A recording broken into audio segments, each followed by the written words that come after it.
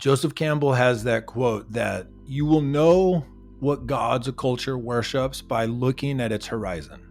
Like, what are the tallest structures on the horizon? So we obviously worship leisure, comfort, banks, corporations.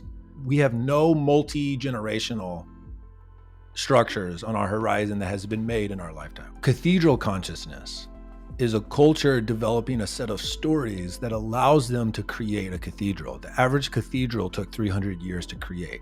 The pyramids took cathedral consciousness to create. It was not done in one lifetime. The thing that I think is so mystifying, the type of story required from a culture to do this type of project is so foreign to us that we have to elicit the intervention of aliens. That's how wounded we are. That's how wounded our culture is at trying to understand like what it would take for a group of people to work on something for multiple generations. I think all of our psyches need, in order to fully flourish, we need to feel like we're contributing to a multi-generational public project that's for the good of all people. Welcome back to the transmission, my friends. I am positively bursting with mirth to bring you this mind meld with writer, podcaster, brother in wonder, Erick Godsey. This one felt like it was throbbing, pulsing, squirting with that conversational quintessence that I know you want, at least from the inside out it did. It features a thorough discussion of the phenomenon of synchronicity, which I think all of you are familiar with, at least from a base level. If not, check out my exploration on the topic. But what I am really excited about in this mind meld is that we go somewhere, we take an angle on that topic that I doubt you've heard, and it comes from one of the world's greatest living minds. So there's so much more going on in this mind meld at large, though. I myself have been down quite an ancient wisdom rabbit hole as of late, particularly Platonism and Neoplatonism, which is one of the most twisty, turny labyrinths of information that you can possibly traverse. So that enters into this conversation pretty significantly. As you heard from Erick in the teaser, this notion of expanding our consciousness, our myth, large enough, deep enough to accommodate what he calls cathedral consciousness, that comes into play as well. There are, of course, some juicy Jungian bits, scientific bits, psychedelic musings, and with that, let us cease the introductory mouth noises. Let us pierce the membrane of this mind meld. But first, please do not jump the turnstile. Do pay the toll of tickling that algorithm with a like, a sub, a comment, a share. It is of the utmost importance for the success of this media vessel. All of the links that you're going to need for Erick Godsey are in the description. Same with Third Eye Drops. On that note, as always, we've got an audio-only channel with over 300 podcasts that will never manifest here in the YouTube dimension. So subscribe to Third Eye Drops on Apple Pods, Spotify, wherever you listen. Something I never bring up, which I guess I should more, I just don't like being a salesman, is we've got merch like this dad hat right here that is very worn because it is my personal one that I wear daily. A bunch of t-shirts with technodelic, esoteric designs. You can find that at our website, link in the description to that as well.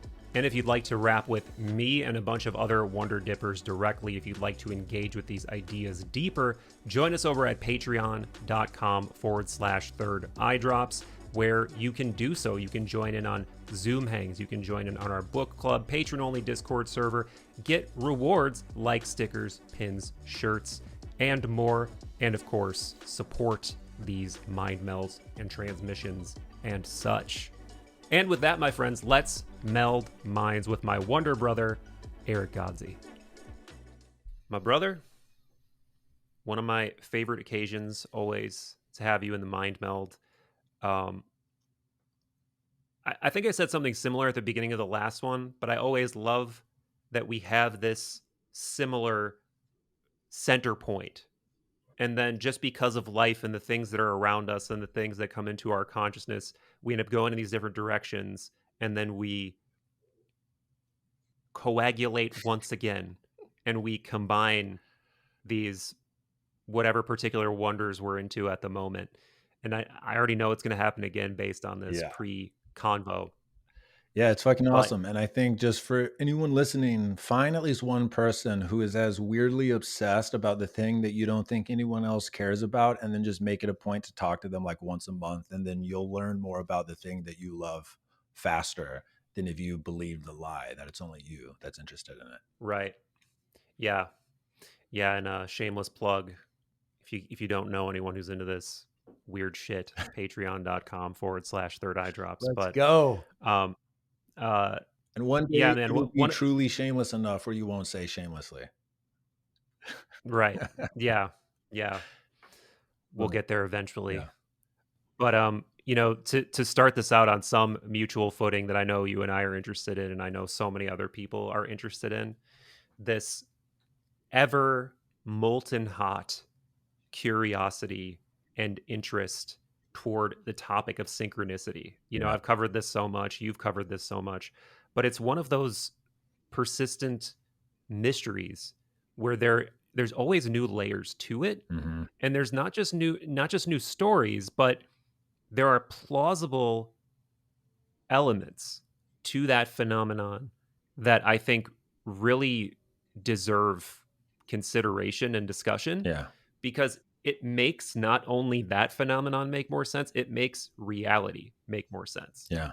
That's how profound this stuff can be, because I think one of the things that we do, and probably almost no one listening to this podcast does this, but one of the things that we do is when we have undeniably profound subjective experiences, and we feel that little subjective quaking of, oh god, this feels significant.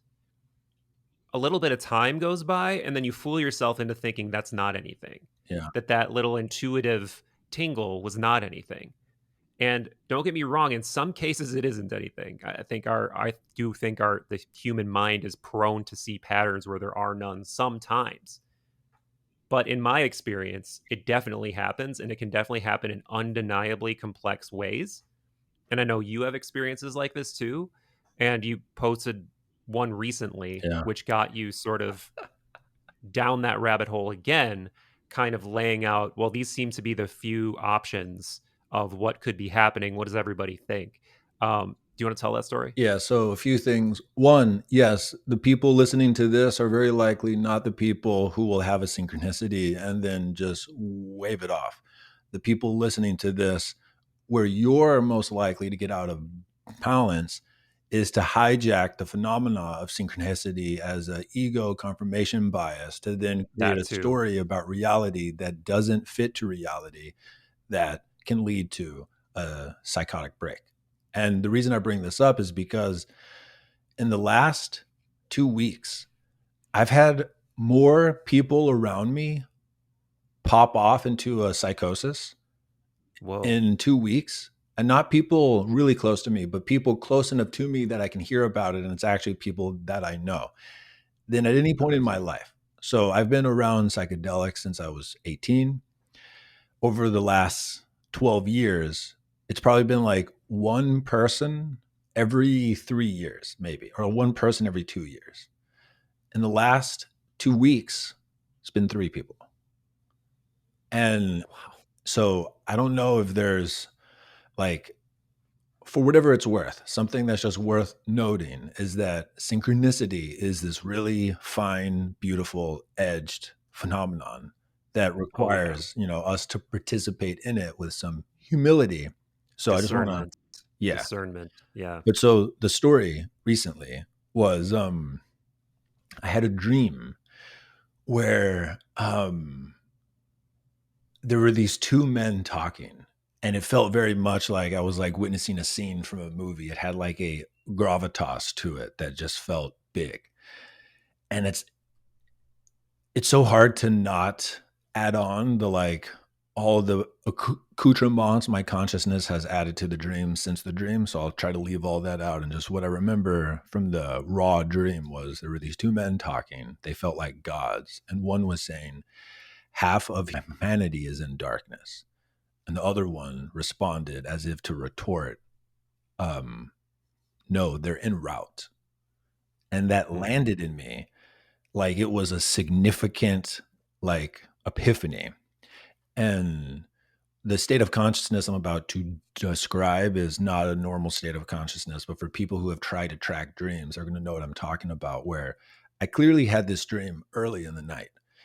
And I would wake up in that like hypnagogic state a couple of times through the night with this feeling of there's something important that happened that I need to remember. Yeah. And then the dream would come in, and I was like recurringly surprised throughout the night that something deep in my unconscious was working very hard to retain this thing because I was too much of a lazy bitch to take my own advice and to actually roll over and write down the dream. I was able to remember it when I woke up, and I was very proud of myself. I was very happy. I then proceeded to completely forget the dream. Like I remembered it when I woke up, and then I started my day and I made my coffee. I played with Caitlin a little bit, and I was just, doing my thing. And then I found myself taking a shit, reading a book, and it was almost the last page of the book. And the author was talking about as an artist, you need to, it was his final plea about why it's worth living a life as an artist. And on the second to last page, there was a quote from George Carlin. And the quote was something like, the task of the artist is to be en route, to always be going somewhere. So, en route is not a phrase that I have read in a book, maybe ever. And I'm talking about a book that I've bought that I'm reading with my hands. It's just not quite a phrase that gets used. Mm-hmm. George Carlin was also my first artistic idol who was alive. It was like Da Vinci when I was really young, and then Houdini, weirdly enough. But the first living artist that I admired was George Carlin. And that moment the dream I had exploded forth, and I was like, oh my God, I can't believe I did all that effort to remember this. And then I fucking forgot it, but now it's back. And then the juice from that synchronicity, because when I'm in the moment of synchronicity, I've done this enough where I know how to ride the wave and not think about it. I rode that wave all day. I was in a 12-hour control mania state of just artistic ideas. I wrote for hours. I had all these different insights, and here's the key.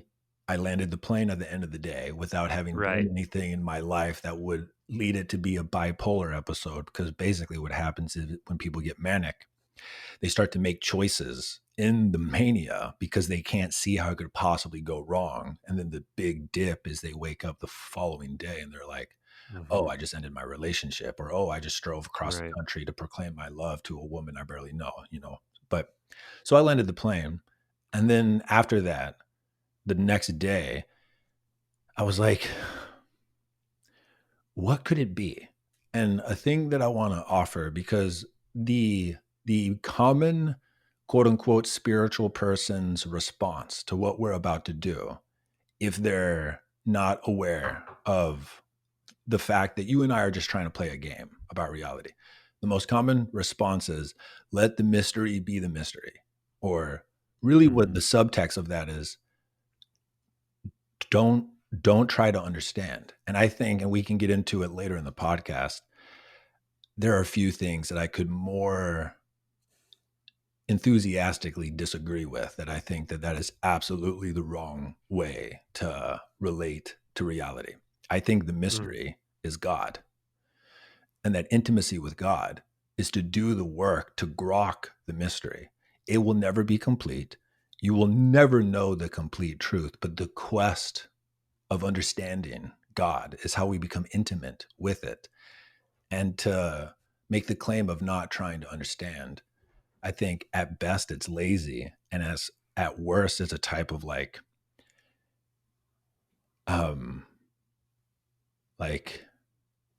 condescension / cowardice. So I'm just gonna set that phrase. So do you want to offer the frames that I offered, or do you want me to offer the frames and then you can offer the fifth one? Offer the frames. And I want to say too that I like your I like your riffing there, and yes, I concur. The skillful writing of the synchronicity juice wave. Someone call it broth. Um, that is very important. That is very important. And I just want to try to convey something that came up in me while you were speaking, because sometimes I feel the pull toward that mania with a lot of these mystical topics. Shared with you before we were recording that I'm just deep down a hermetic Platonic rabbit hole right now. And it's funny because there are moments where I feel like I'm about to have some Yep. kind of like manic episode, Yep. but these things are so ephemeral that there's nothing I could do if I wanted to. Like there's no way for me to verb myself into it. Uh there's no one for me to drive across the country to use your metaphor to do that. It's just like you have to sit with the aporia, and again, that's that arrival at the place of sacred indeterminacy where you just are left agape in awe because there is no answer to the paradox. It's just, Yep. look what I found. Yep. Another transcendent paradox to just stew in the wonder, but also in the frustration of not being able to know. And in a lot of ways, So I do think that's what synchronicity is. But and last thing I'll say, 100% with you in that you start to tread in divine territory when you start to go to these places. And I personally have no allergy whatsoever to the word God. I know some people do, whatever. I mean, I think at this point, if you're getting triggered by words, you need to do a little work or something. But yeah, so two quick things that came up. One, I think the reason why you don't respond to the insights as a invitation to what could be described as psychosis, my intuition is one, it's like just the coherency of your worldview.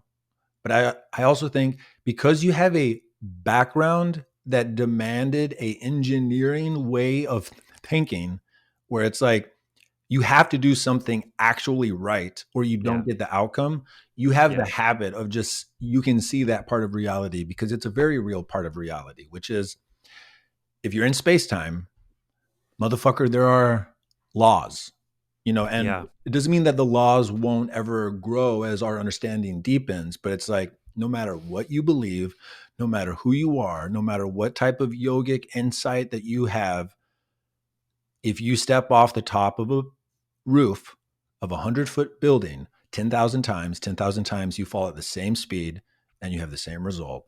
And so there's a part of reality where you need to learn how to fucking play with it, and it doesn't give a fuck what you think. But that's not all of reality. And so that's one thing that I would offer that I think is one of the reasons why you can go deep into these topics and not get lost in the sauce. And I think that this is a recommendation to people listening. Have a practice, have some hobby that demands that your delusional bullshit has to contend with the fact of, does the bridge hold weight? Does the house stand up? Like, do something where you have to contend with the laws of space-time. The other thing I want to offer I gotta throw this at you real quick. When you were saying that, because I have been down this Platonic rabbit hole so consistently and deeply lately, everything you just said made me think of something I knew about in a different way. Do you recall what was over the door of Plato's Academy? I want to say know thyself, but that's probably not it. Let none ignorant of geometry enter here. Goosebumps. Oh my God. I need to write that down. Because this is one of the things that I've been tracking. And this is actually a big part of what I will be bringing to our talk today, because this is what's super alive for me. But I had the download a couple of weeks ago, and it was integration is engineering. And like the idea is it's like, I live in Austin. I've heard enough people talk about their downloads.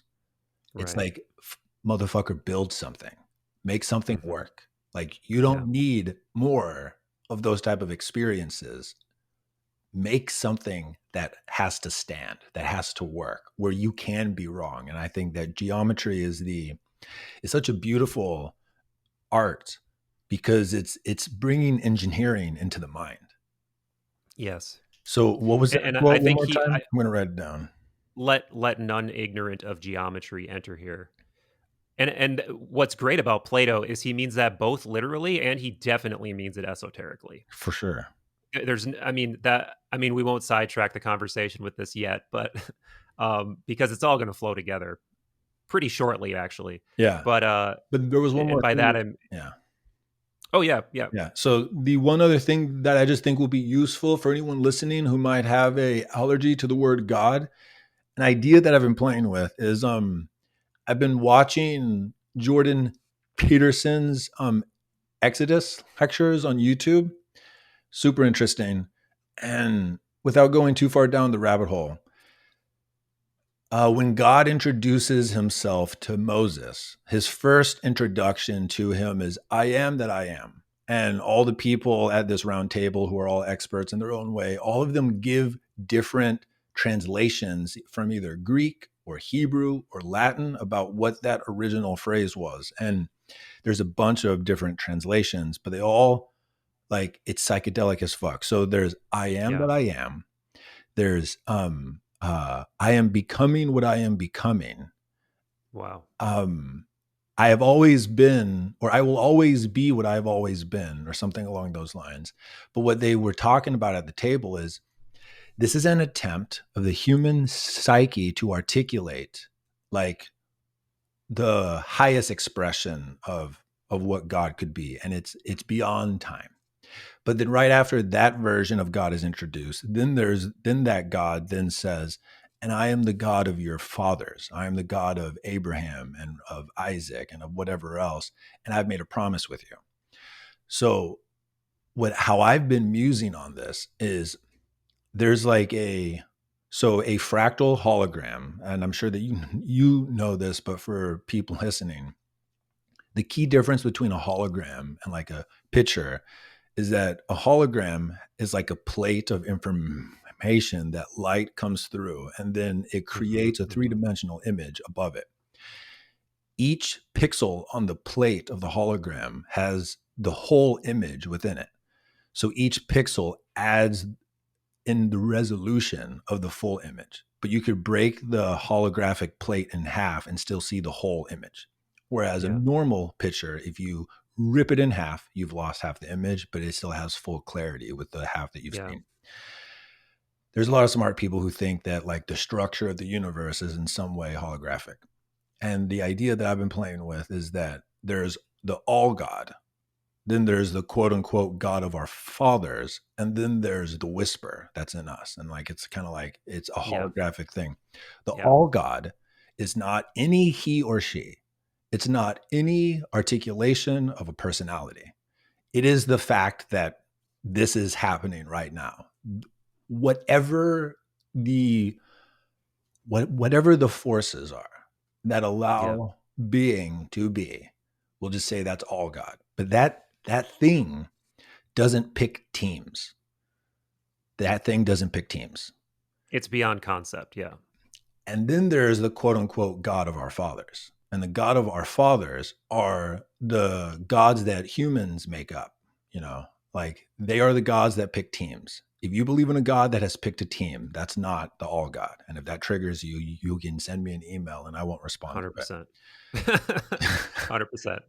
And that's where CC me on it so I cannot respond as well.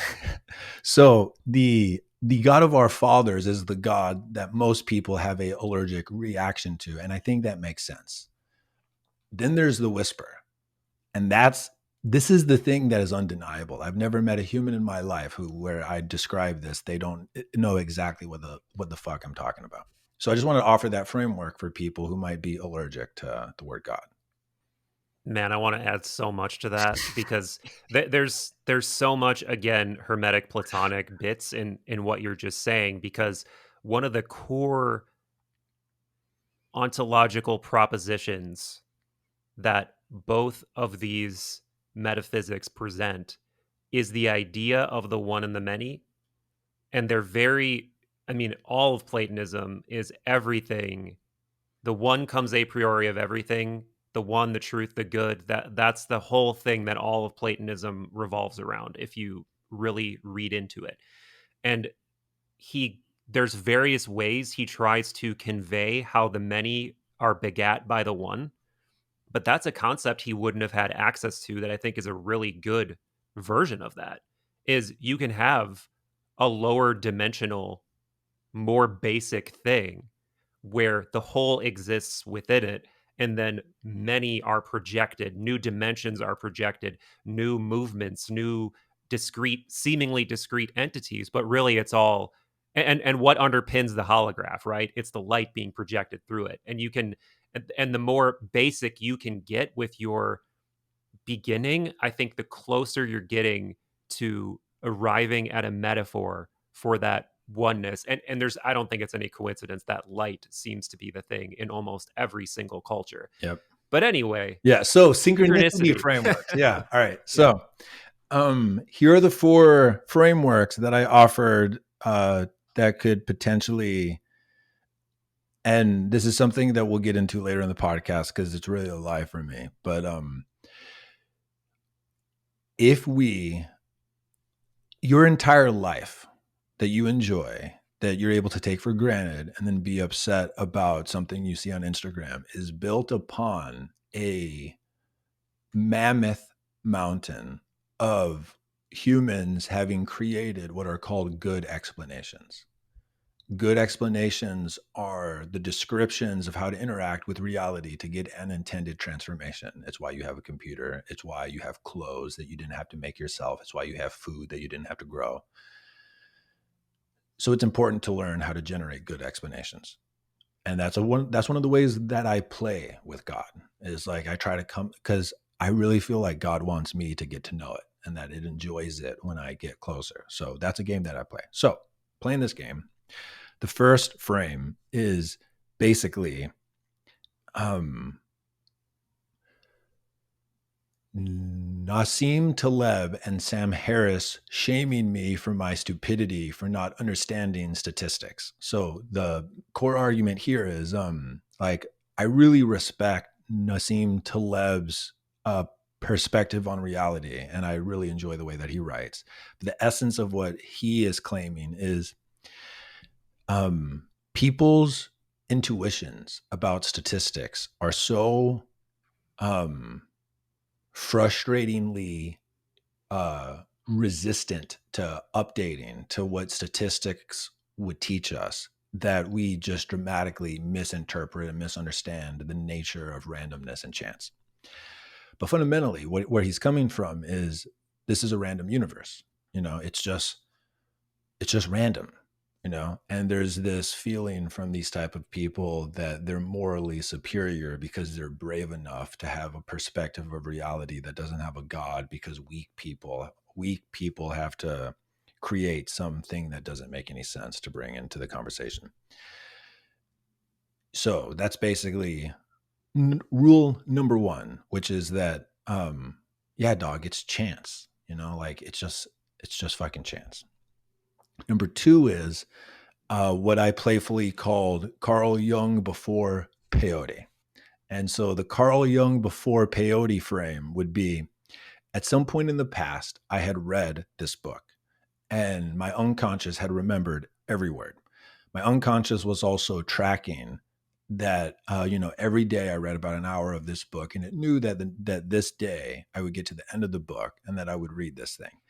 It also knew, and because it loves me and it wants me to become who I really could be, it gave me a dream that would amplify the message of that idea to stick in me, that would then lead me to have a very wildly creative day. And so it orchestrated the dream. It properly predicted what I would do that day. I did it. Boom. Frame number 3 is Carl Jung after peyote. And for people who don't know, your boy did do peyote. Or yeah, he actually admits it in the Black Books, which came out, I think, 5 or 10 years after the Red Book. But I actually did not know this, dude. Yeah, I did not know this. So The way he talks about it in the Black Books is he references it impersonally, as so he doesn't explicitly admit I went and I took it, but he talks about it like, and this tribe in New Mexico does peyote. When they do peyote, here's what happens. And so it's like, but what is his name? There's a dude named Will Tagle who passed away recently, who lived in Texas. I didn't get to meet him, but one of my best friends was his, Will Tagle was his mentor. This dude was if Carl Jung had basically been a farmer in the US and got to hang out with Native Americans, it would be Will Tagle. He was a legit like master of psychology, but also ecology. Was he an analyst? Like, was he a Jungian? He started out as an analyst. He got a PhD in physics. He first got a PhD in physics, and then he got into Jungian psychology. But then he met a Native American like elder and like worked with him one-on-one for like 10 years, and turned into this weird. Anyways, he said that the elder that he worked with were friends with the people who gave Carl Jung the peyote. Love it. And so, boom. Anyway, so post peyote, Carl Jung would believe that your higher self exists outside of space and time in a way that is hard to articulate, but it is both with you in space time, and it is outside of space time as a conscious witness and can see the totality of your life. The image that I've drawn to try to explain how this could possibly look is it would be almost like if you're in the fifth dimensional space and you're looking at a human life, it would look like a worm within a bunch of branches out in front of it. And the beginning of the worm would be the moment your mom and dad's sex cells came together and created the zygote that would be you. The part that looks like a continuous worm is the your development through time up until the present moment. That would be one tunnel because you've chosen those actions, and so the possibilities have collapsed. But then there's where you are right now, and what is the fifth dimension in your example? Like just being able to. It would be the witness of the higher self. It would be the witness of the capital S self. And then it can see from the present moment, there's all these tendrils, and all of these tendrils are the possible choice patterns that you could take that would then lead down all these interesting things. And it's as if yourself, your capital S self, can see which of those tendrils have like the juiciest piece of nutrients to grow you. And when you're at interesting points, it tries to ping you. And the way that it pings you is it like comes into the space-time wormhole thing, and it like drops, like it drops an apple in the middle of the street, or it drops a dream that just. But so the third view is that there is an aspect of consciousness that is beyond space-time, that is conscious and that cares about your becoming and is interacting with you benevolently to help you. The fourth version would be, it's basically that, but the fifth dimensional entity is God. So it's not of you through you. It's like, it's this other player. And that kind of opens up this interesting thing of like Daimon. Right. So like so version number 3 feels like that's what I at least understand as the daimon, because the daimon has the felt sense of a specific, unique, customized interest in you. Yes, right. Yes. And that worldview 4 can start to get real tricky, especially if people are prone to ego inflation, because they can then interpret the whispers of their unique self trying to help them as evidence that God has chosen them. And basically history is littered with examples of people misinterpreting the whisper of their unique self with the command of God, and people start to do Yep. fucked up shit. So those were the four. And let's do a quick sidebar on daimon in case you haven't heard Eric and I speak about this before. This is an idea that comes from the ancient world, particularly the Greeks. It was a common belief that there was this caste of beings called daimones that lied between humans and the gods.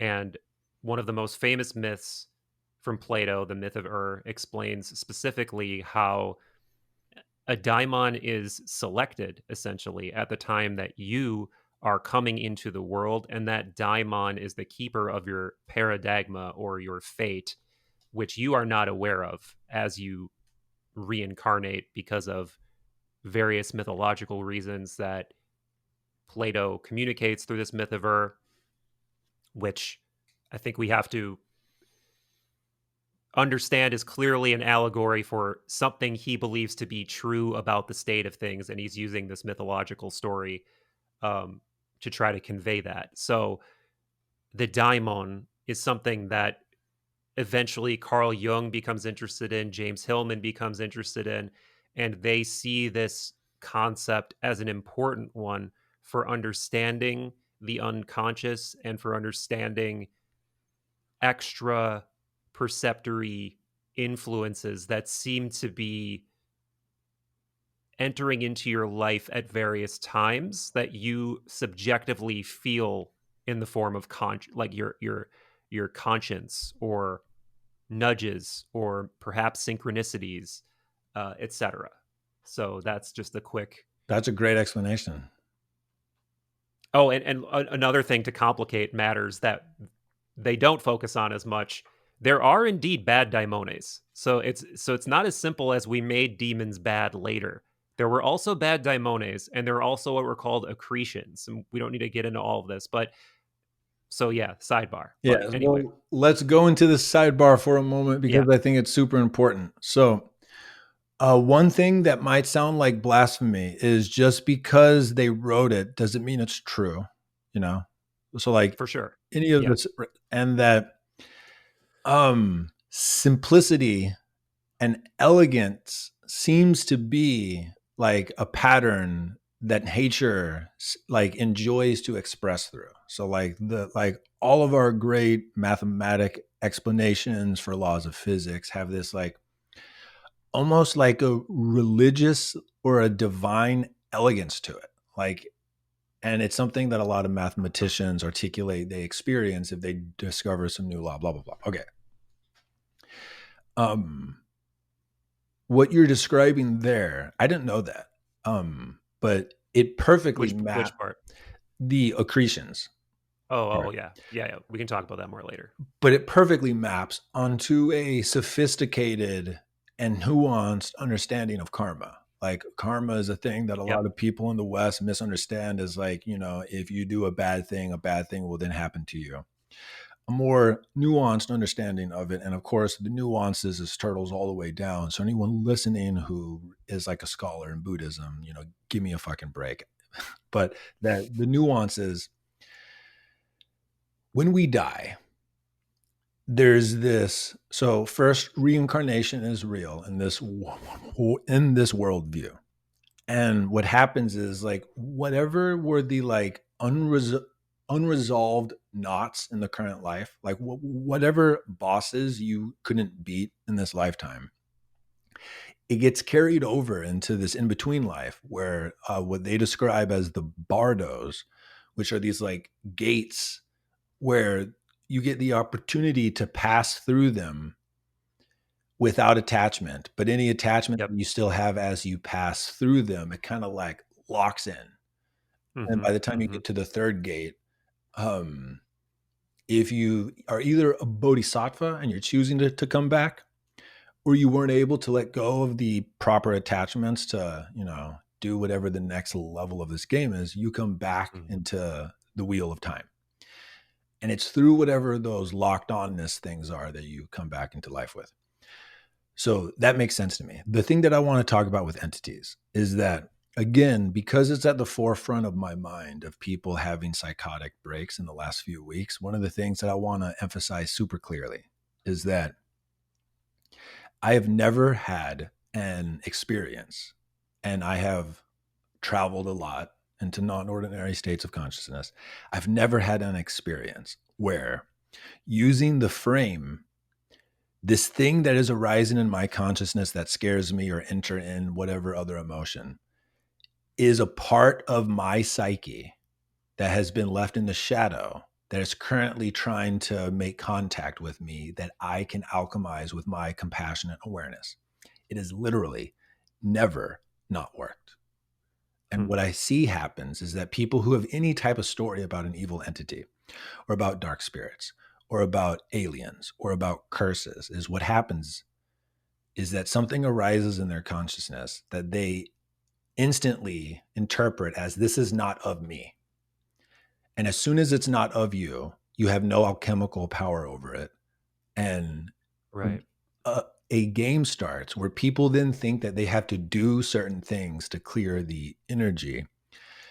And this brings in just a whole pantheon of like people doing things that they think help people, but that I think if we put it under any type of scientific scrutiny, does nothing for no one. And it becomes this type of like play where there's a person having a dark entity experience and people are like blowing smoke and doing all the things. That actually, I really think that does work sometimes. But most of the time, especially if you're like a 28-year-old in Austin and, you know, you've been to the jungle once and blah, like. Yeah. You don't understand the technology they're using on you. Right. So to an extent, it would be, imagine if you were in, just let's use a different cultural example, because this is just kind of clicking with me right now. Imagine if you suddenly your consciousness was transported into ancient Greece and they just started reading out some sacred iambic pentameter litany at you or whatever. Like you're not going to understand it. So perhaps there is power in it, but I think you require some kind of apparatus with which to receive what they're doing. And I agree with you. I don't think we have the wherewithal or the cultural apparatus, the operating system. We don't have the right operating system And the to thing is understand. that it can grow. But Yeah. the core thing that I just want to drive home for everybody listening is, if you believe in dark spirits or entities or attachments or whatever, run the experiment for the next 3 times that you encounter them. Run the experiment that this is a part of your psyche arising from your shadow, that because you can experience it, it's ready for you to make contact with it. And that if you were able to integrate it, you would get an upgrade or some new skill that you can use in life. And just see what happens. Because again, I have traveled to a lot of murky, muddy places, and that frame has never not worked. Yeah. And it's like you can use whatever words you want over it, right? I mean, psyche is a more allowed word these days. But guess what? Like Psyche to Plato is I mean, from my understanding, he's the one who made that word popular, first of all. And what he meant by psyche is not what we mean by psyche. Big Yet it's the mind, same thing. God mind, right? Yeah. Well, psyche means soul, and it means a specific. I mean, he has a specific metaphysics of the soul and what the soul is. And it's funny because we've tried to basically strip every bullet point of what that is. And, you know, people like Jung and Hillman come along later and they're like, no, we need to re-ensoul the psyche. But I think what you're saying is like the modern version of the spell. Same archetype, right? Because if we were using the ancient one, we would be talking more about like entities and soul and divine nous and, you know, logos, thymos, eros, all these different things that the soul was comprised of. But we're saying the same things. We're saying the same archetypal things using modern language, right? Because whatever these dark manifestations are in your psyche, you could view those as accretions or as bad daimones or as it's the same. It's whatever you need in your mind to become the magus, right? The one who's in, like, Right. you understand, like, I am in control. Right. Not small I, but big I, capital S. Like, no, I'm in, like, there is something higher that's in control, and maybe Yeah. that control is under assault right now, but I am ultimately will withstand and I will prevail. Yeah, that was a goosebump moment. Yeah, that if you use the frame that I offered, anything that arises in your experience, which is literally anything that you can possibly experience, you can perform alchemy on. Like it's now, I don't want to go too far down a rabbit hole, but there are types of consciousness where you can get to, where you have forgotten that you're even a thing and you can't even form Yeah, an right. idea. And what I want to offer to people there, because this is a technology that I've just discovered in the last year, and I won't tell the whole story because it'll take a while. But basically, I describe hell, like a hell experience, as stumbling into a worldview that feels like it arises like the epiphany of epiphanies. So like when a epiphany happens, it feels like whatever comes as the result of it is true. Like there's just something about the nature of that whatever comes after that's true. So it's a epiphany feeling into a truth that is just devastatingly hopeless. You know, that like the nature Yeah. of reality is malicious and that it's tricking me and that it's going to be this forever. And that anytime I have hope, it's because I've turned away from the fact that this is a broken thing and it's the only thing that things. So when I get into my flavor of hell is this like cascading insight of despair that's an infinite Yeah. closed loop. What I have found that has like changed my life, because normally if I fall into this place, it might happen once every couple of years, you know, it's like it takes a couple of weeks for me to kind of get back from. The last time Yeah. it happened was probably about 2.5 months ago. And I just intuitively started to say a mantra. And the mantra while I was in that hell room was, thank you. I love you. And it's like I was saying that to the story that I was creating, that the nature of existence is a malicious trick. And I just repeated that mantra for like an hour and a half until it just completely kind of dissolved. And then I Yeah. got back to the point where I could remember, oh, I'm a person. My name's Eric. I have a history. And then I can run the Hmm. program of whatever came up as a part of my unconscious. Because again, I know that you can appreciate this. There are states of consciousness where you become intimate with an archetype that is where the volume of the experience gets so high that the idea of the idea of Eric or Michael is fucking obliterated. And so there's nothing that you can do. Like there is no spell that can be ran when you're that close to some of these archetypes.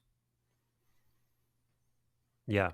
No, man, I've undergone such devastating devouring, and it just never, that feeling of this will never end.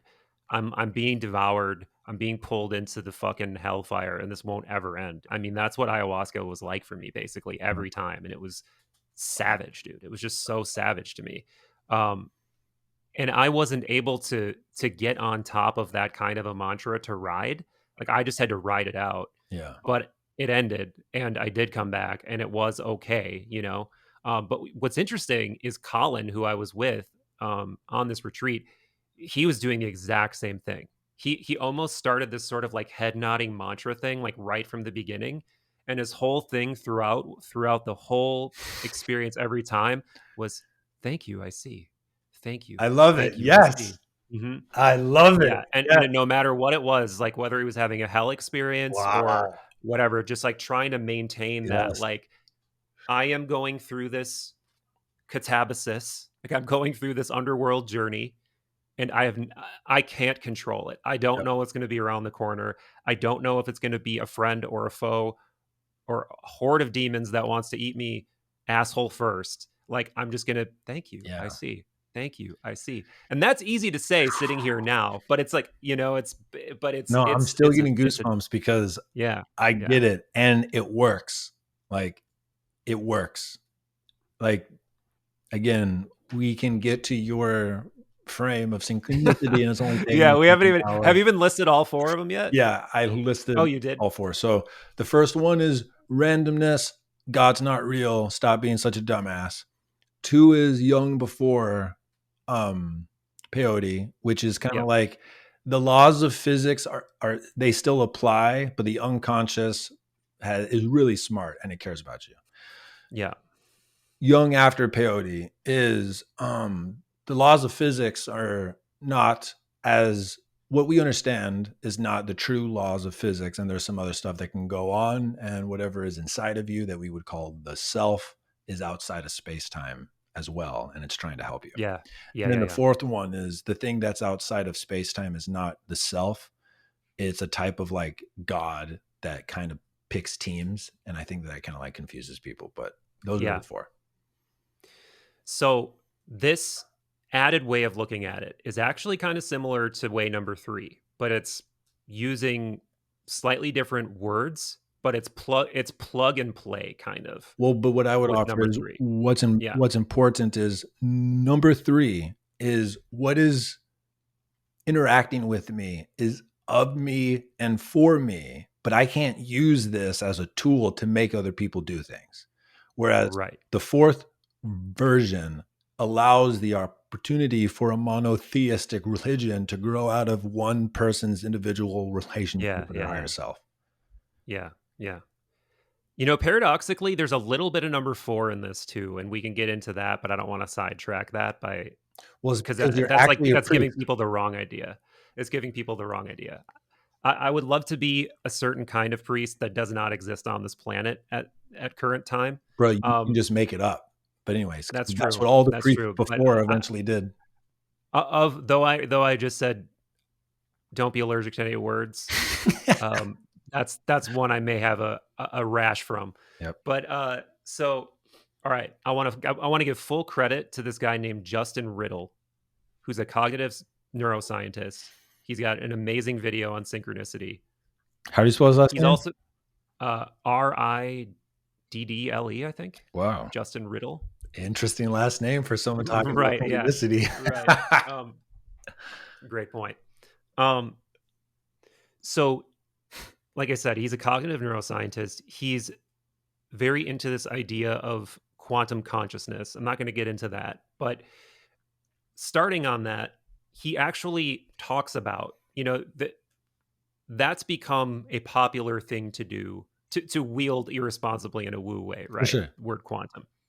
But he starts this video out by talking about actually explaining what entanglement is and the notion that your consciousness could be entangled with some element of the outside world in a way we don't really understand yet. And we can't mimic in a closed system because from everything we know, quantum entanglement requires very specific environmental,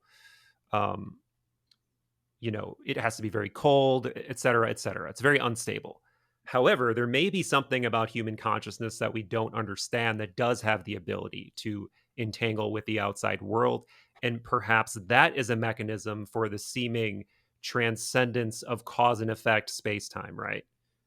Like we didn't even really define synchronicity here. We're going to assume everybody knows.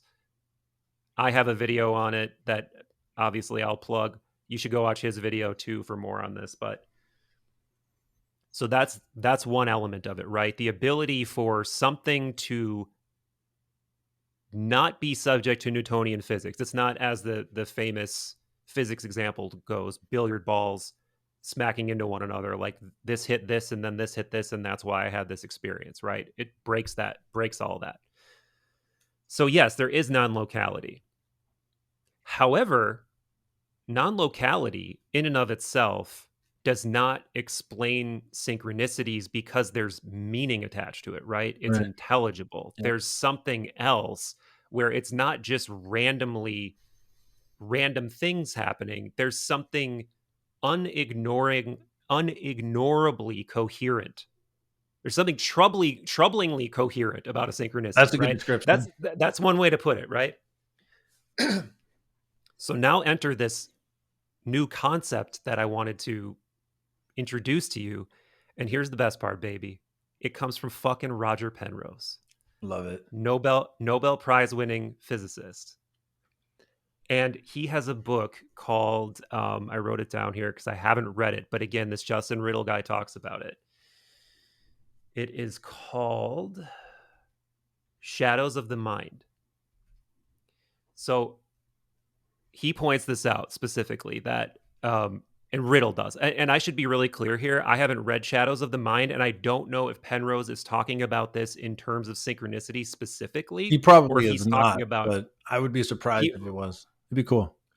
but he's talking about consciousness. Yeah. And he's arguing that there's and like reality at large, because he evokes Gödel's incompleteness theorem, Let's go. which I think you're familiar with. Yep. And I've talked about Changed this. my life. I know Don Hoffman talked about this. It's hard to wrap your mind around, especially if you're looking at it mathematically, for sure. I could try to explain it. I think that there's a way if you want the audience to know. I wrote down a quick thing, Cool. And basically it's that there will always be questions that cannot be answered using a set of axioms or mathematical propositions, or any proposition. It's like you can't, by solving something, there's new problems every time. Yep. And his point with evoking this is that human beings are not using any kind of coherent algorithm to make reality make sense at all. But it does make sense. And not only are we not using any coherent algorithm to make reality make sense, we're actually discovering mathematical laws about reality somehow. We're just stumbling across things. Dude, this perfectly is going to fit into what I wanted to talk about, but keep going. This is perfect. Perfect. So he argues that there needs to be, other than, your mind, the outside world, even if there's something like entanglement involved, which Riddle introduces here, there's a third unaccounted for thing, which is our ability to make sense in and of itself. And Rodger Penrose evokes the Platonic realm of ideas to explain this. Yeah. Yep. So he's saying that, and he calls it non-computation. And I thought about, like, why does he call it non-computation? And what he's saying is, like, this is not, you can't think of this like data from somewhere. You can't think of this like integers or ones and zeros or anything that we can conceive of like that, because it is intelligibility in and of itself. And this is archetypes as well. I 100% believe that this includes archetypes. I don't know if he talks about it that way. He probably doesn't, but I'm tracking. Yeah. It's like a realm of images, concepts. And again, I think this is why this feeds into why Plato had let none ignorant of geometry enter here. Because I think this very clearly explodes out into things like geometry. But I won't get sidetracked on that for now. So he introduces that we actually require this realm of ideas for reality to make sense at all. And we actually live in this 3-part model of reality. And that's how you make synchronicities make sense, is by, we're all attached to this realm of forms, this realm of transcendent ideals to begin with. We're all carrying that around in us. So what we're seeing is all 3 elements of reality sort of creating this, what Jung would call the unus mundus, and it's leaking into reality, breaking the laws of space-time that we think are there, because we only see the 2 legs of reality. We don't see the third. The third is like the forest for the trees, right? The third is like the water we're swimming in. Right. Is how I take it. So, yeah, man, that to me, beautiful, is a massive idea, and the fact that it's coming from Penrose of all people is just, it's fucking incredible. Great. So let me offer a translation of what Penrose just offered through you, and let me know if it makes sense. And then if it does, then we'll start to riff off of it. But basically,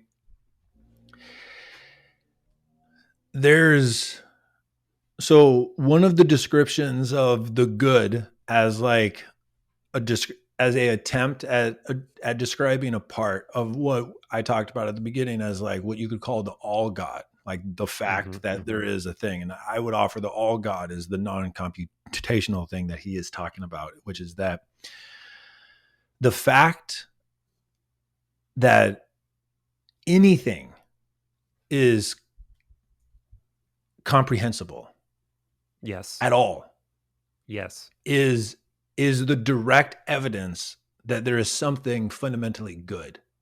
Because Yes.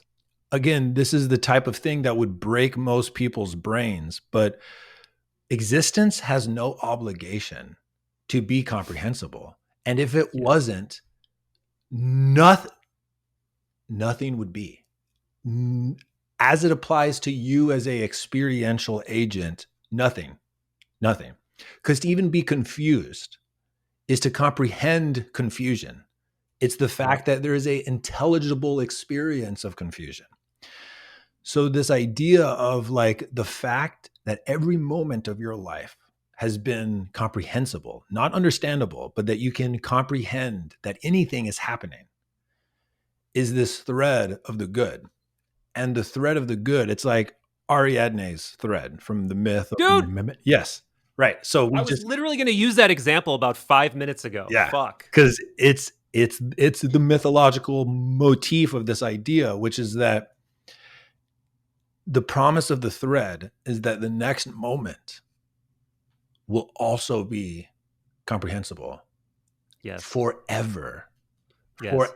And I was talking with Caitlin about this last night. I think mythologically, what's more true than a thread is a vine, because a vine can grow and regenerate. And that what the incompleteness theorem confesses, if you sit with it long enough, is that we live in an infinitely comprehensible universe. Like it's Ariadne's thread of the fundamental good, true, and beautiful grows.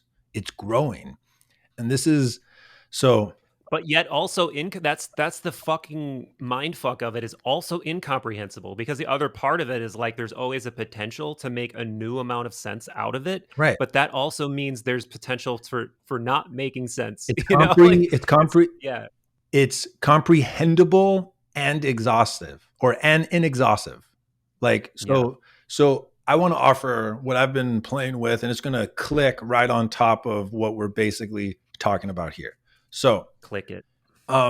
What Penrose would call the non-computational, or what Plato would call, what would Plato call it? Like, would he call it Psyche, or would he call it the realm of forms? The realm of forms, yeah. Right. So actually, I don't know if I said this specifically, but the 3-part world that Penrose talks about is the physical deterministic world, the mental or psychical world, and the Platonic realm of forms. That the psyche, that Beautiful. all of these, it's not like one, it's not like a dun dun dun, it's like it's a triangle. Mm-hmm. You know what I'm saying?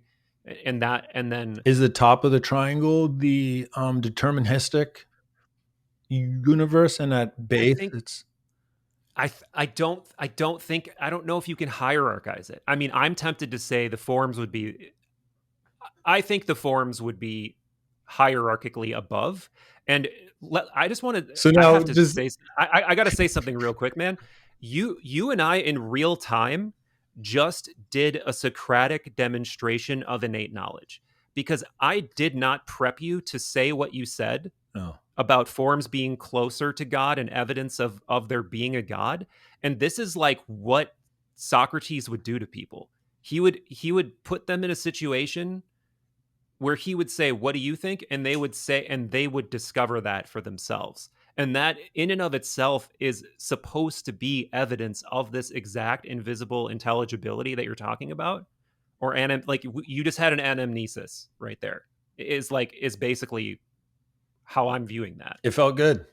And so a few things. The first is if you think like the model that I have in my head is if you think of a hologram, and if you also think of like how a planet, like if you could cut a planet in half and look at like its innards,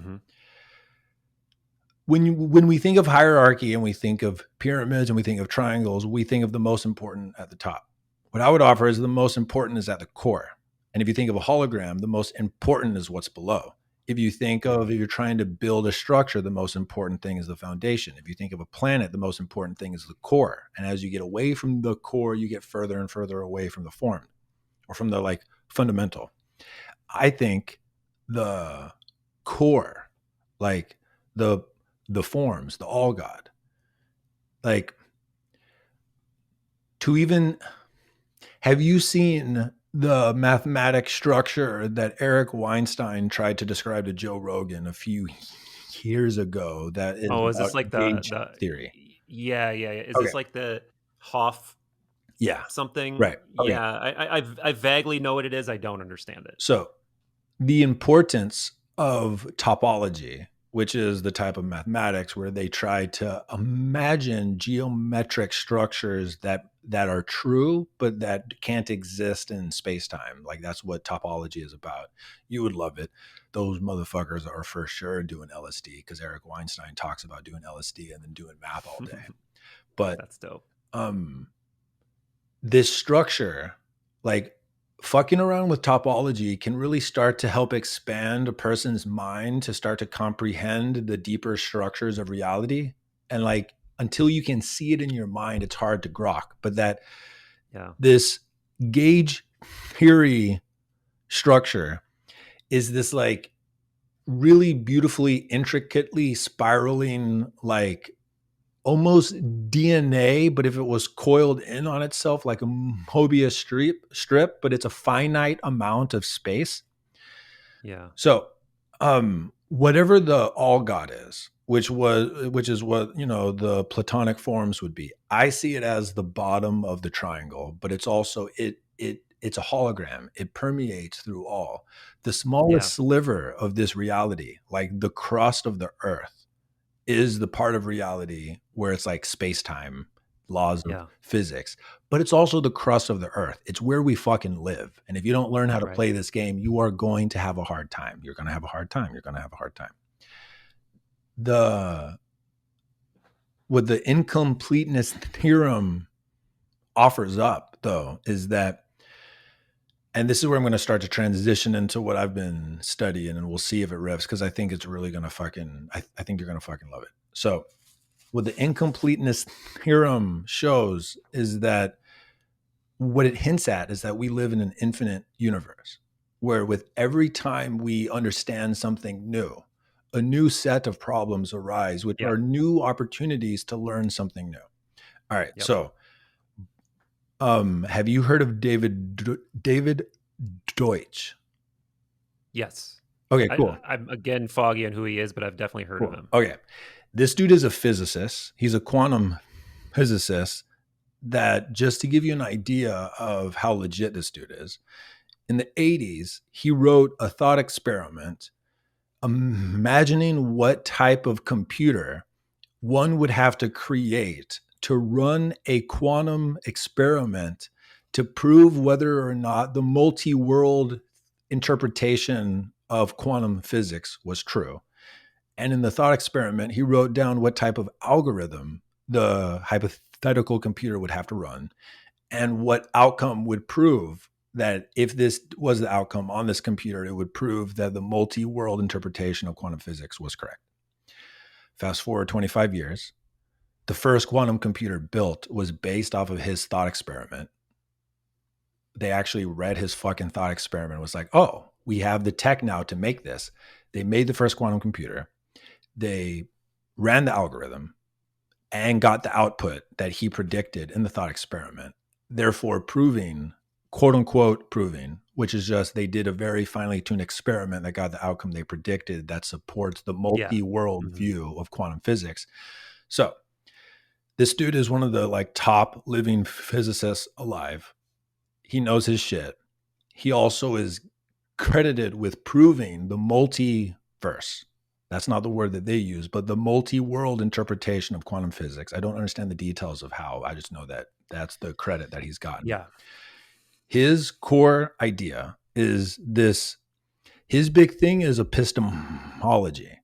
And he believes that most people, including most physicists and chemists and philosophers, don't understand how humans acquire knowledge.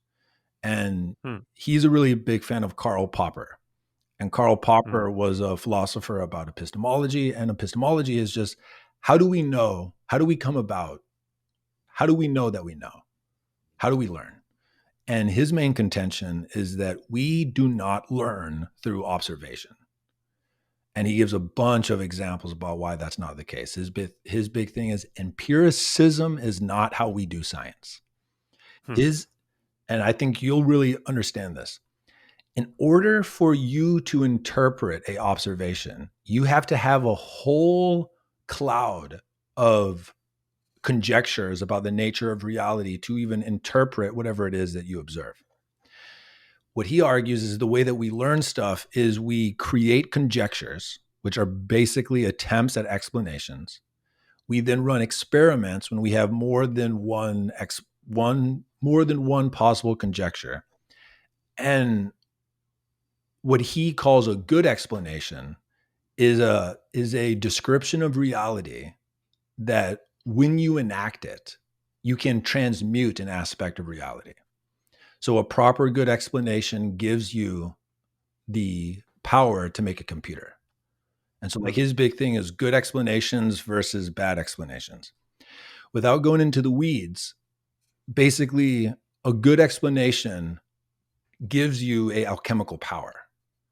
A good explanation allows you to transmute an aspect of reality. And a good explanation,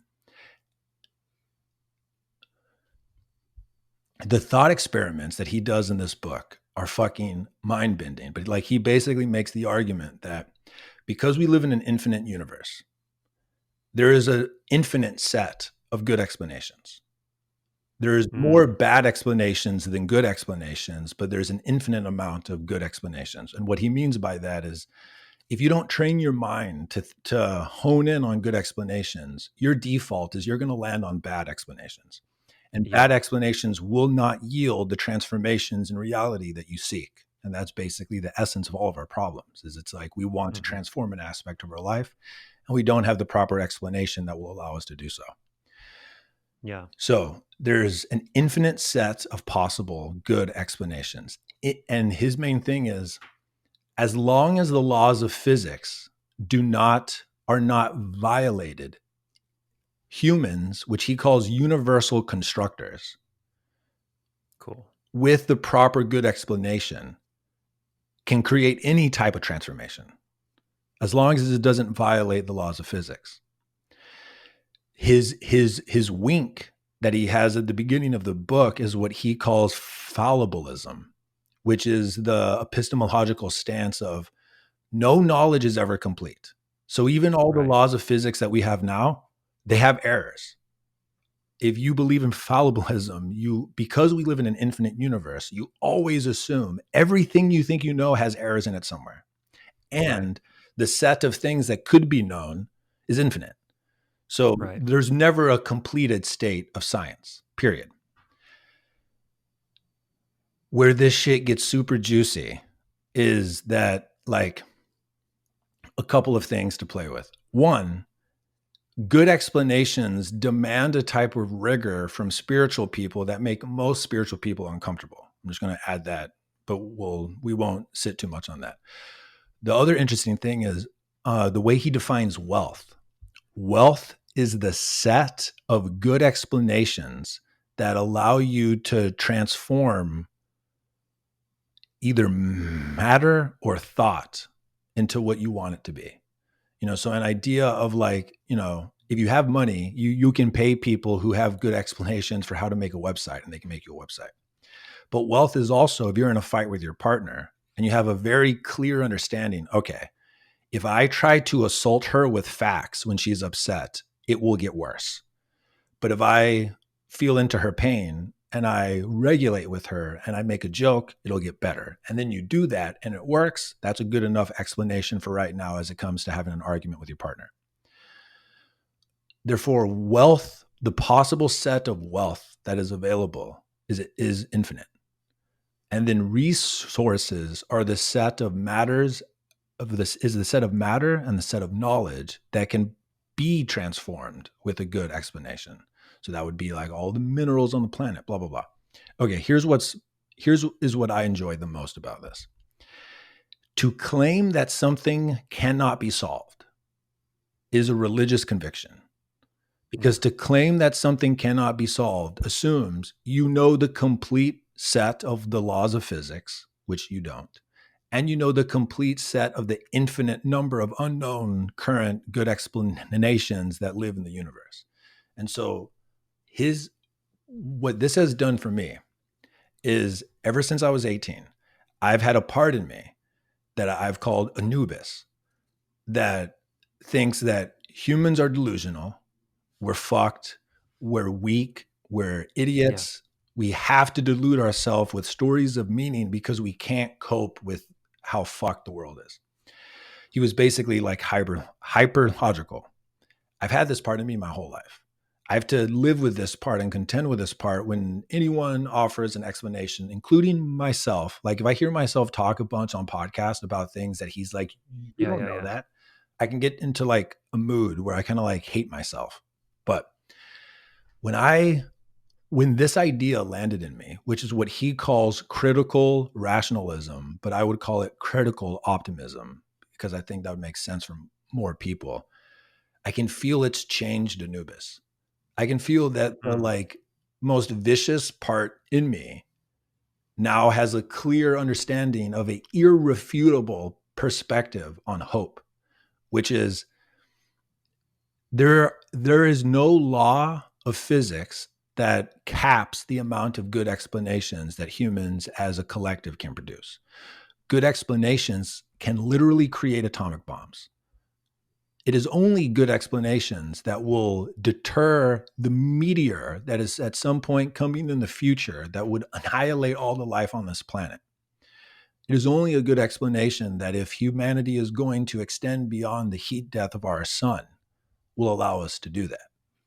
And it's like I can feel that there's this like rising in me of like,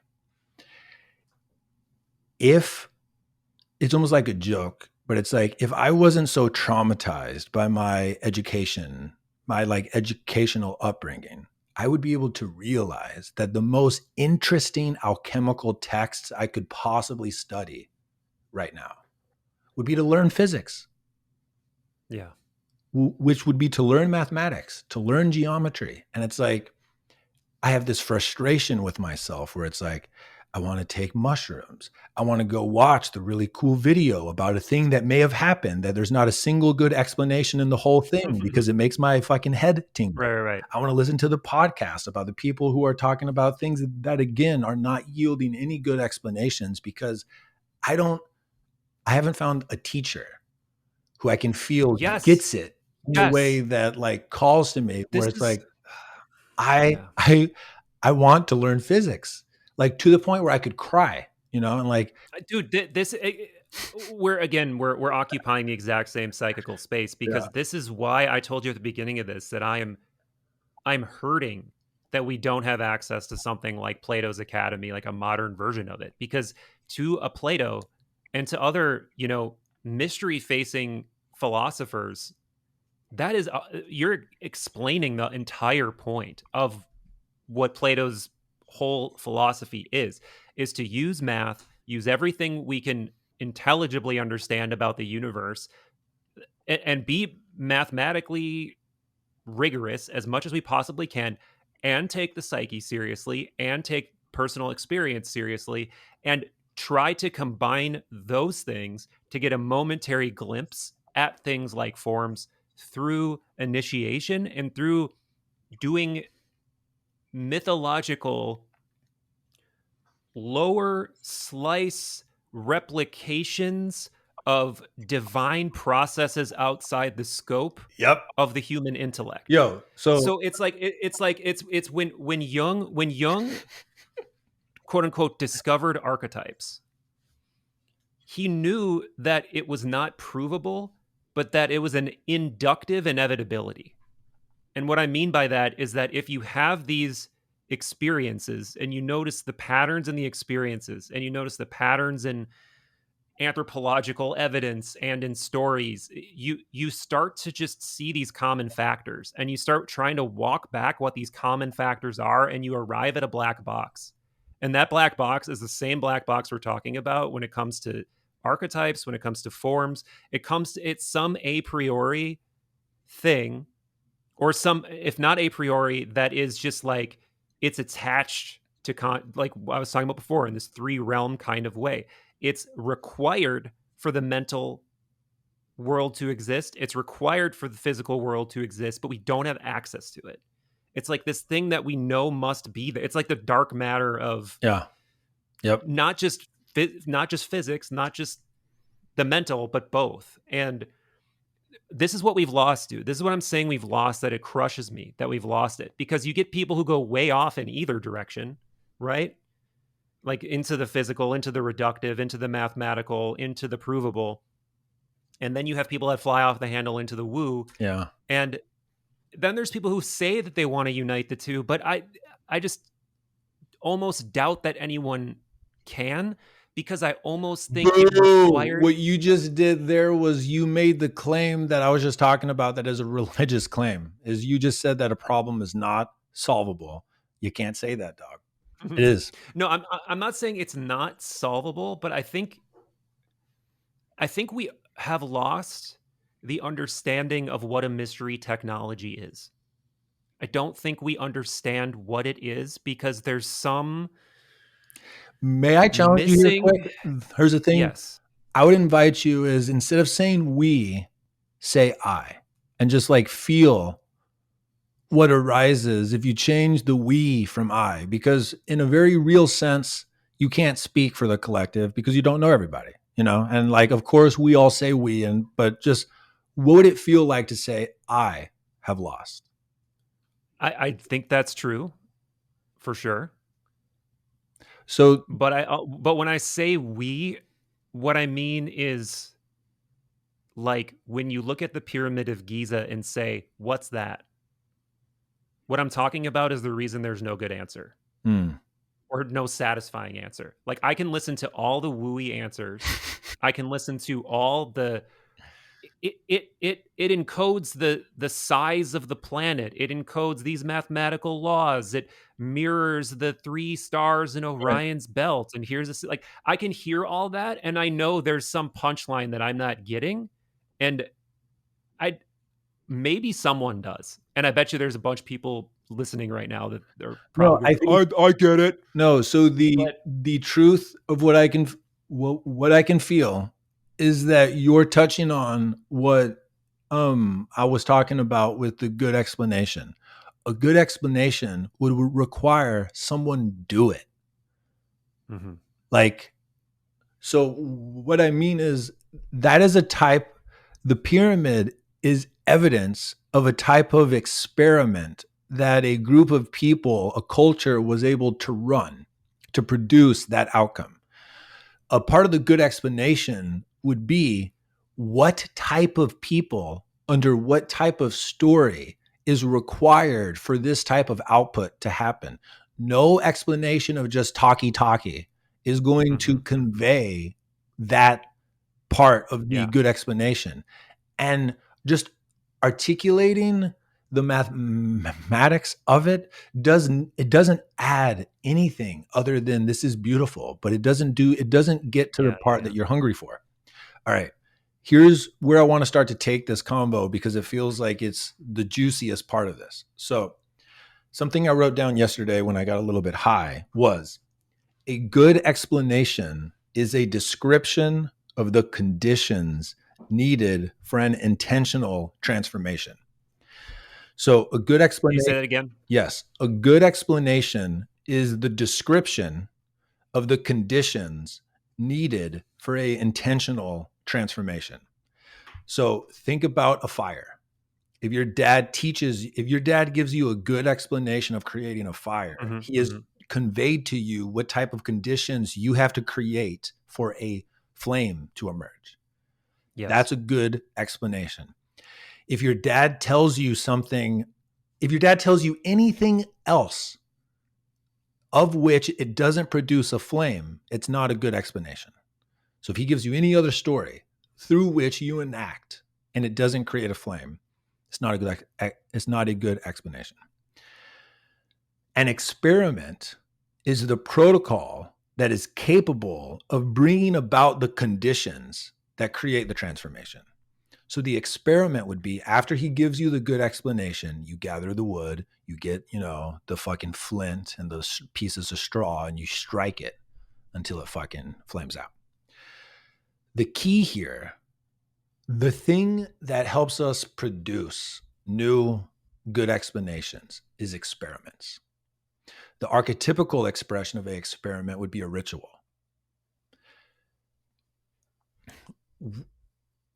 That which we feel, that which our heart is broken, that is lost, is our call to start to run experiments, to start to learn about the all God. Like, if you believe Penrose, then whatever has ever been discovered before is not lost, because it's a part of whatever the thing is. Yeah.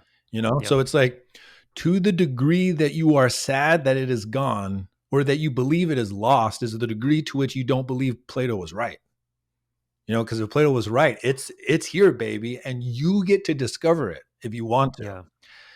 And where this all starts to blend in a really interesting way is, it's like, we live in an age where if you ran a week-long experiment on whatever you're the most interested in trying to play with, so whatever Platonic idea inspires you the most right now, if you made the commitment to do a ritual for a week, and that's just a fancy way to say experiment, where you were going to do X, Y, and Z every day, and then you're going to like make a prediction of what the outcome would be, and then you fucking track it, like you do geometry, like fucking track what you're doing. And then you make a video of that after you do the experiment. We live in a time now where you can run experiments on your own life that are the things you want to do, turn it into art that will help other people who are interested in what you are doing. And if you just do that enough, if you stay consistent and you do that for 2 years, you're going to be the healthiest and happiest you've been in a long time, because you're doing experiments on the things that you want to do. And you're going to have an audience who wants to hear from you. And you're likely going to have discovered things that actually work, that if you could get over your fear, and this is me talking not to you, but to anyone listening, you could turn that into a product and you could sell that. But people are afraid of those words of, we don't have a mythically respectable view of entrepreneurship, at least in the spheres that I live. But it's like, again, if you believe in an infinite universe and you believe that good explanations transform reality, like the nature of a good explanation is it yields the alchemy powers to change something, there's an infinite amount of wealth that is possible. And what creates wealth is good explanations that work. And it's like, there is a world online right now that most people don't believe in because they're jaded, where it's like, there are thousands of people who are going to charge you a couple $100 to teach you things that actually fucking work, about how to make money in a way that is ethical, that no school will teach you, because anything that's happening in school is like 10 years old. And they're just out here. But we have this, for most of my life, have this like immune response. And, to be frank, is because most of them suck. Like, most of them are not people I would want to get a drink with, or for sure trip with. Yeah, it's like the quintessential life coach who's not happy with their job, so they just become a life coach. Right, but that's the belief. Whereas, like, if you I do know people like that, though. Right, no. I'm sure you do too. Right. There are absolutely people out there like that. But if you can wade through that, there are people out here like Alex Hermosi has a website where he's just giving away like the type of advice that other people would charge like $2,000 for. And it's like, basically what I'm trying to get at is experimentation is the bridge between whatever your personal soul development is and actually helping other people. Like, and this thing that I've been playing with for the last few weeks is it's like the fisherman king wound of our time is the fragmentation of our attention span. But that's such a boring way to put it. Each of us have a Ariadne thread. Most of our thread is cut so short that we cannot stay consistent on tracking the whisper of the universe for more than a moment. Like, Yeah.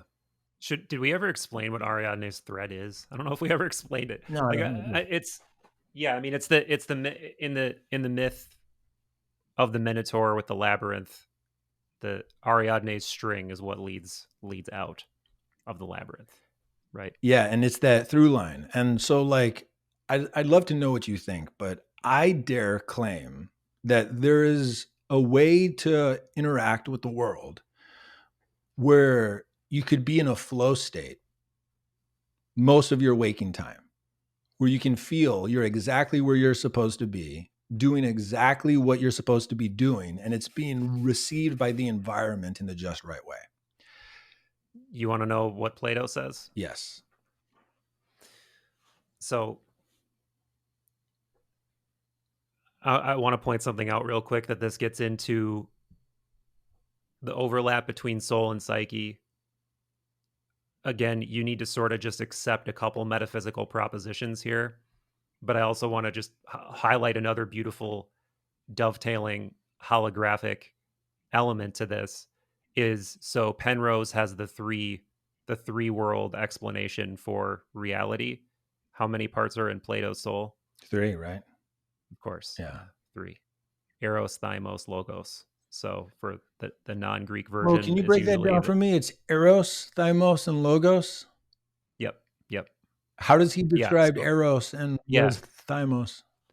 So the typical, so here it gets into the fun of trying to understand ancient philosophy, right? Because you read these things on wherever you read them, and then later on, you become more familiar with ideas like logos and eros, and you're like, oh, that's what they translated as appetite.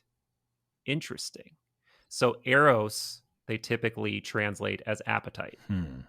This is the gut-based consciousness, the gut-based psyche, the animal psyche, the desire part of the psyche that wants to fuck, wants to eat, wants to, loves things in the sense, in the most base kind of sense.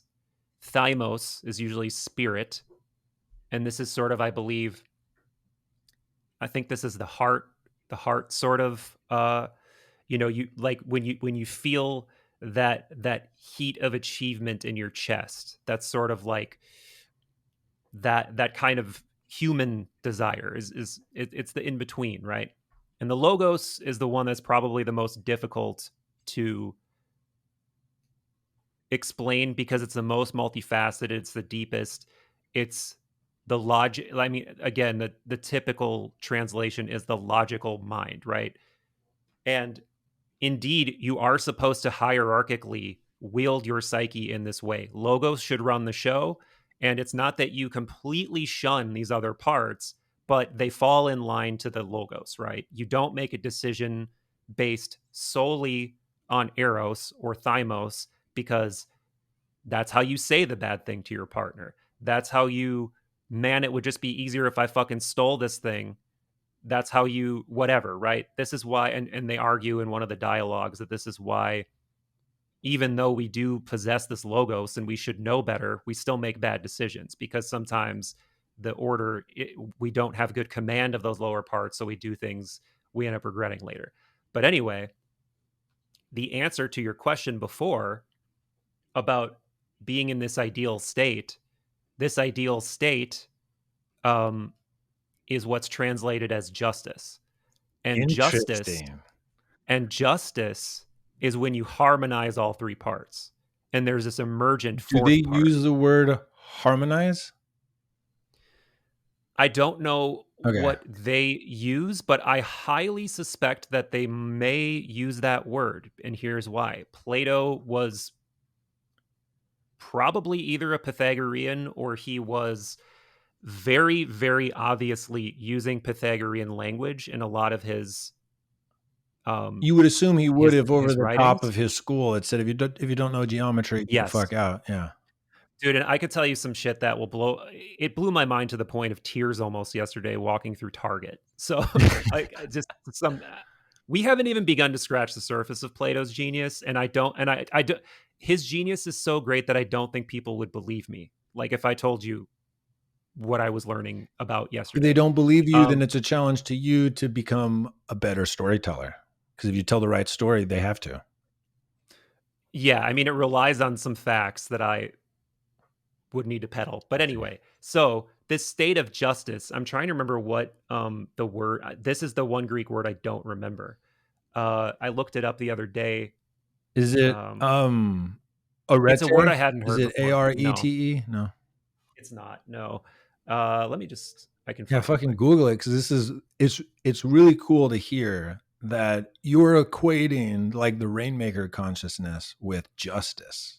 That's super interesting to me. Dikaiosune. How the fuck I don't know how do you spell that? DikaioSune. All right, run that back one more time, a little bit more slow. DikaioSune.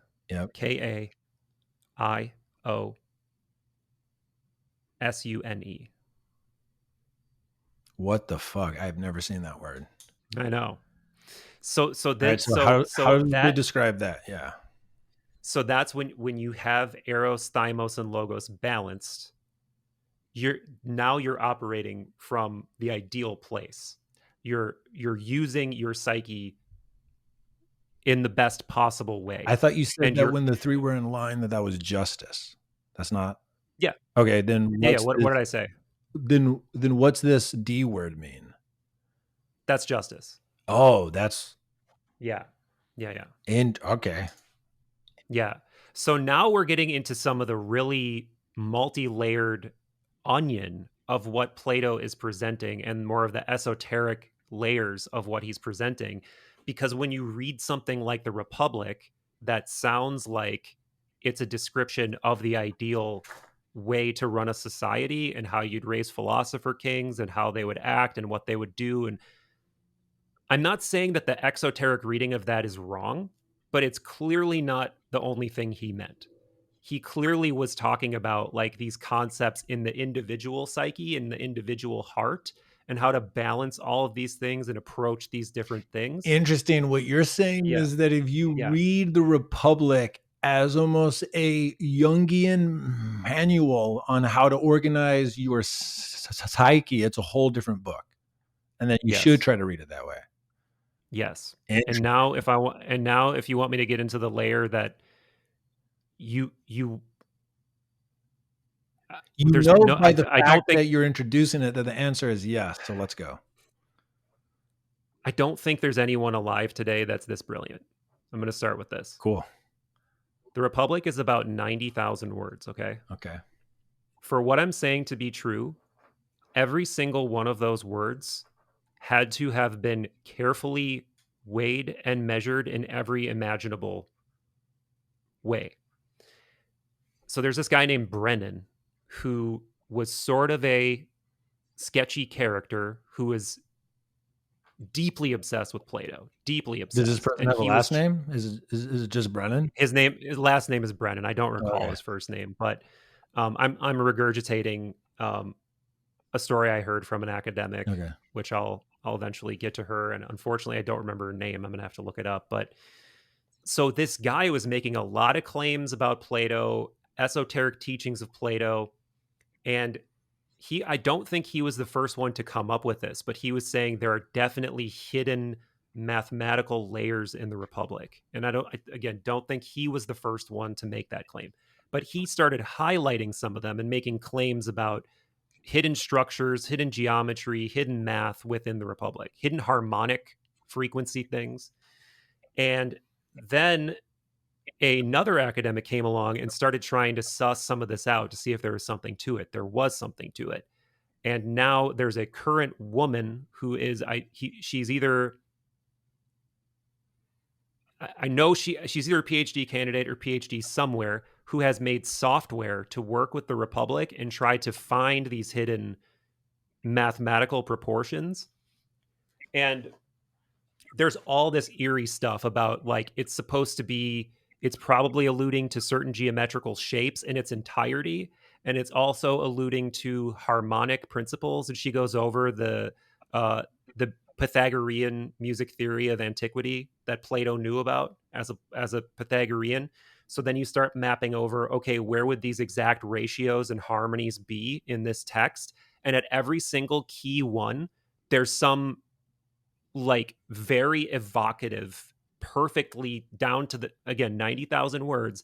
It'll be like music or something on one of those harmonies, like shit like that. That's Mhm. just, you can't, you hear one out of context and you're like, that has to be a coincidence. And she's just listing them off. There's like dozens and dozens of these hidden. So they're starting to crack this esoteric code that would have required in a time without even paper, by the way. Like he would have had to do this with no paper. And she has all these theories as to how he probably could have done it with water clocks and all of this. It's insane, dude. It's just the level of, and imagine not only doing that, but constructing a coherent 90,000 word book that you're okay with putting out into the world. And then there's also the esoteric reading we were talking about, the internal psychological reading that we're talking about, that makes it make even more sense. And there's these other layers underneath it that we're just starting to scratch the surface of. Wow. Yeah, there's it like clearly, you know, and this is not surprising to me because I've regarded Plato in this light since I started philosophy reading, but like super genius. You know, like if the word genius has any meaning, if it applies to him, then we all have no hope type of shit. Yeah. The thing like the thing that comes to mind, and I do not mean this dismissively, I mean this as an invitation. If so, then what? Like if what you suspect is true, then what? I probably just get sadder because I can't be initiated into these things. Like there are people now Bruh, actually no. trying to. So if you're listening to what I offered about, I know, yeah, but so like the thing is like, dog, start initiating yourself with your daemon by running experiments and doing weird shit, and then turn those experiments into videos. Like you have an infinite opportunity to begin to initiate yourself, you know, and like read Cosmic Trigger again as just oh like yeah, a oh yeah. reminder. I should reread. I should reread Cosmic Trigger. Yeah, But then, but what I would invite you to do is feel into the takeaway of Cosmic Trigger is not to not go into Chapel Perilous. The invitation from Cosmic Trigger is to go. yeah. That's at least how I read it. And like, again, you can deal with this for the rest of your life, but I'm going to say it anyways. This yearning gives you the opportunity to bring as much of Plato back into history than has ever had the chance to exist. It would just take you the rest of your life, and you would have to run experiments. You would have to do Yeah, things. Like you would have to actually run rituals on yourself. And the thing is I can feel you're full of potential experiments and rituals that could happen, and your I audience am. would fucking love it. I would love it. Yeah, So just for I'm the sake intrigued. of I'm intrigued. funny, so just for the sake of funds, does any potential experiment that you could run just for the next week that you could promise your audience now that you would make a video recap about, does anything come to mind? Honestly, not at this moment. I've been thinking about it. I've been thinking about what I could do. And the problem is like I don't like I can't locate specific practices they would have done. I can't locate like it's all hidden. And I'm becoming aware of some people who claim that they may have some of these esoteric teachings of Plato. Um but I don't know if there's anything to do with them. And I mean it's known, for instance, like what Plato, dude, you'll love this. One of the Plato quotes I became recently aware of is, oh shit, I forget if it's either philosophy is initiation or philosophy is the mystery. And what he's saying is that until you have a direct mystical experience, you're not a philosopher. And that's, I love that, how much that flies in the face of our did I say this already, that this flies in the face of our modern way of what we think a philosopher is, like somebody who's just like chopping up words and seeing, is this logical or is this not logical? It's, yeah, there's logic involved, but you need to be satisfying all three parts of the world, of the psyche, of whatever you want to call it, to really be a philosopher. And the only way you hit that third unknown part of what we're talking about is by interfacing with mystery somehow.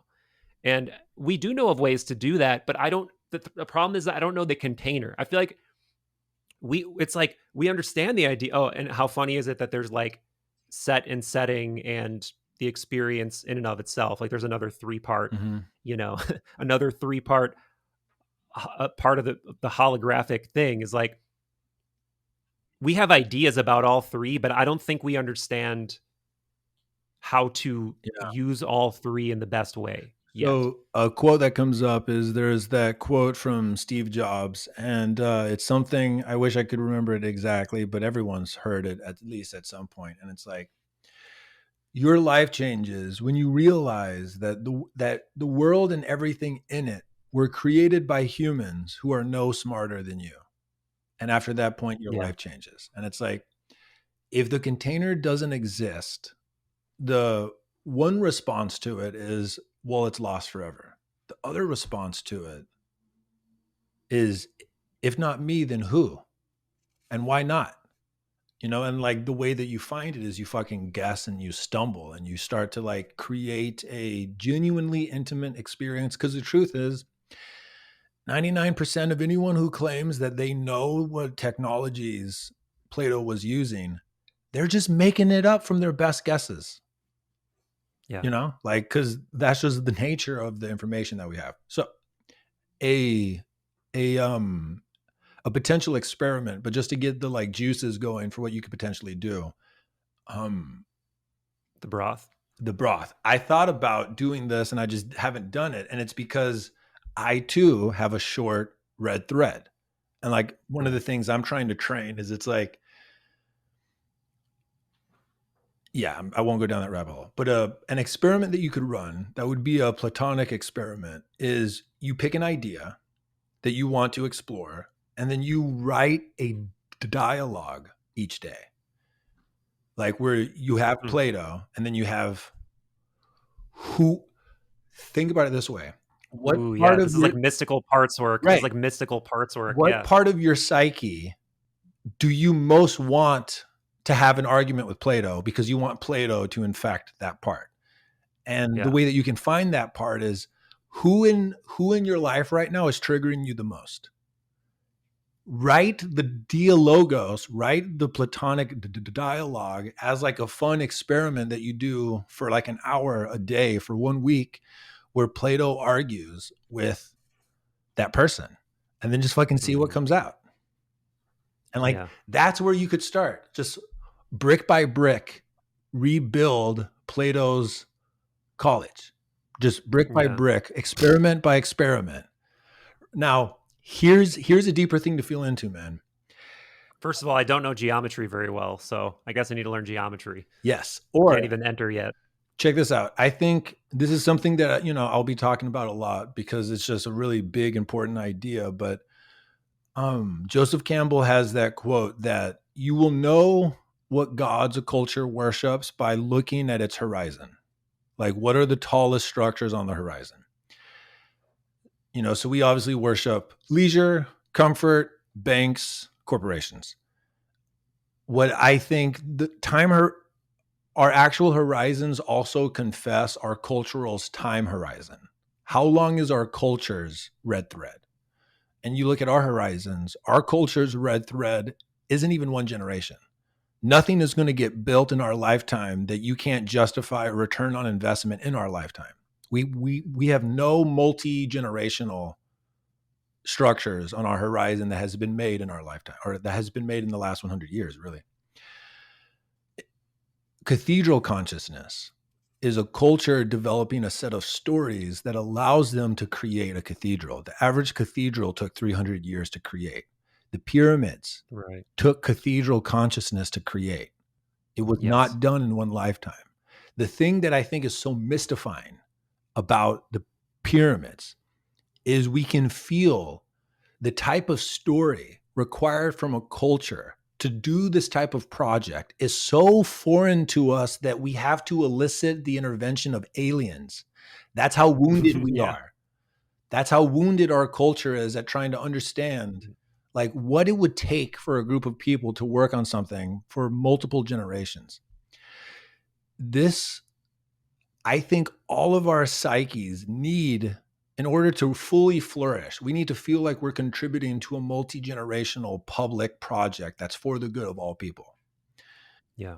Yours might be this. Like, if you really think about, like, what would be a more worthy endeavor of your life than to help create some of the first bricks to the next temple of Plato? And if not you, then who? You know? Yeah, and by the way, and I think it's important to state too, Temples Plato is not a temple to Plato. You know, that's what I would really, that's what I really want to get behind is like, what is it? What is it? What is, here, let's turn that question inside out. What's worth building a temple to?